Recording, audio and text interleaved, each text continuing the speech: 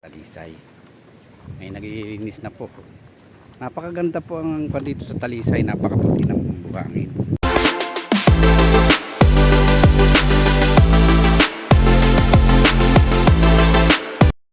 Talisay Beach, dito na po tayo ngayon. Sisilipin po natin ang Talisay Beach. Kasi kada isang taon umuwi po ako. Nagbablog po ako rito. Ang entrance po pala dito, ayan, nakasulat po. Overnight 70. Ayan. Ayan, napakamura lang po, entrance 820 lang. Ayan, may mga CR din po sila rito. May mga bahay kubo po. Ayan po.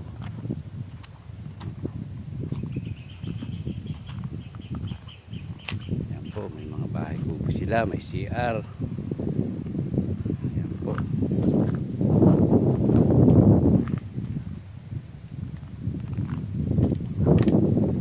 Po ako sa San Narciso, pero parang dayuhan na rin po ako pa ako napakasyon dito.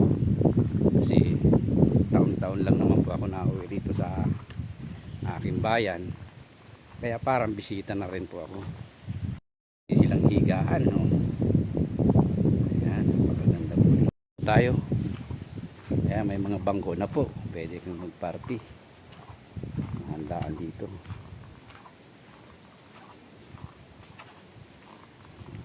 Ito po. Yan po yung mga bahay kubo nila. Pwedeng isang pamilya ron. Yan. Napakaraming bahay kubo nila dito sa taas. Yan. 600 daw po yan sa overnight. May sarili ka ng bahay kubo, ilang bahay kubo yung paikot. Ayan, bababa na po tayo, sisilipin po natin. Ayan.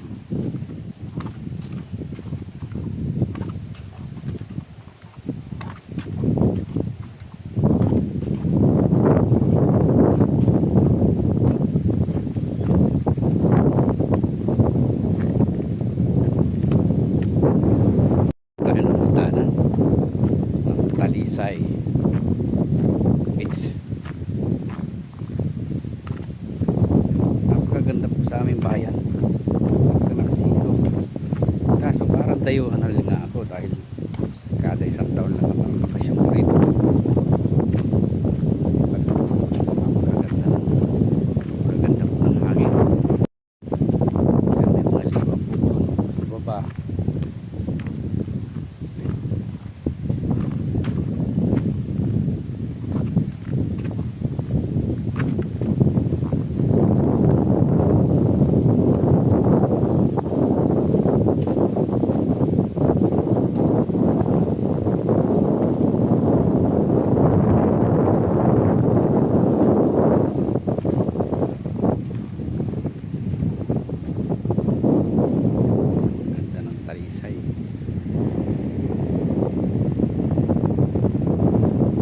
Medyo hibas pa po. Naglilinis si kuya para maganda yung dagat. Nililinisan niya.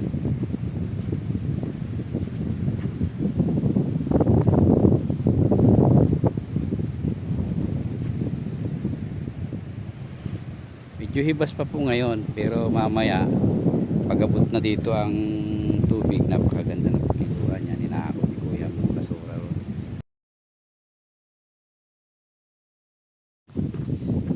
Pero po sila rito ng buwan, no? Yan, napakagandang pahingahan po, oh.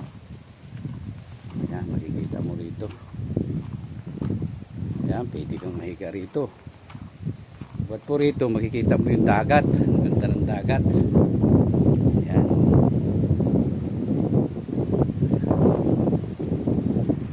Kuya, ito po yung mga namamahala po rito.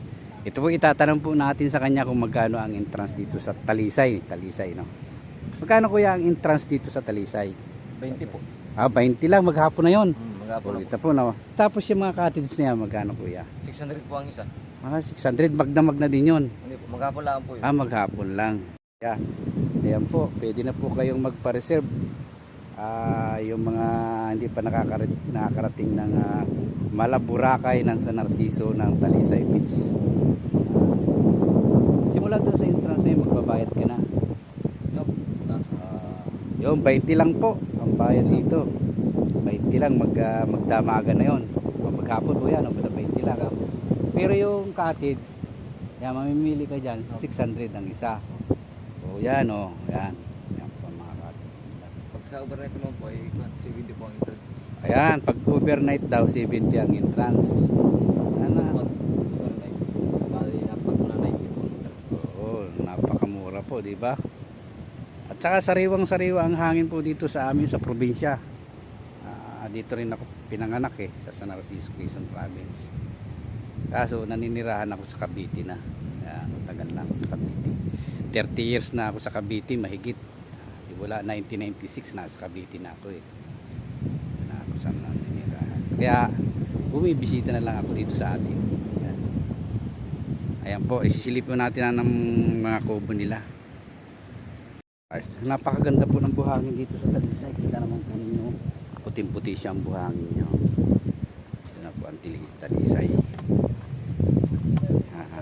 Ito po yung tinatawag ng Quezon Province na Malaburakay ng Quezon Province ang Talisay. Pinanggalingan natin.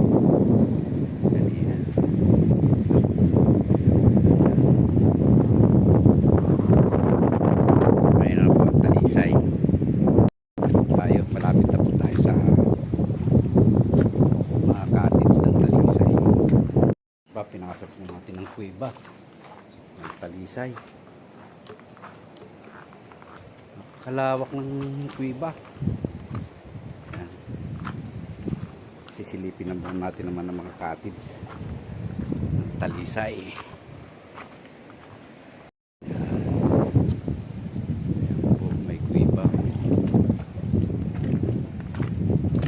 Ibon po nagliliparan.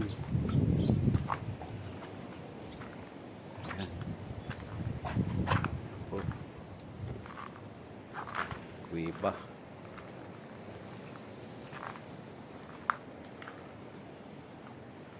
Ang lalim.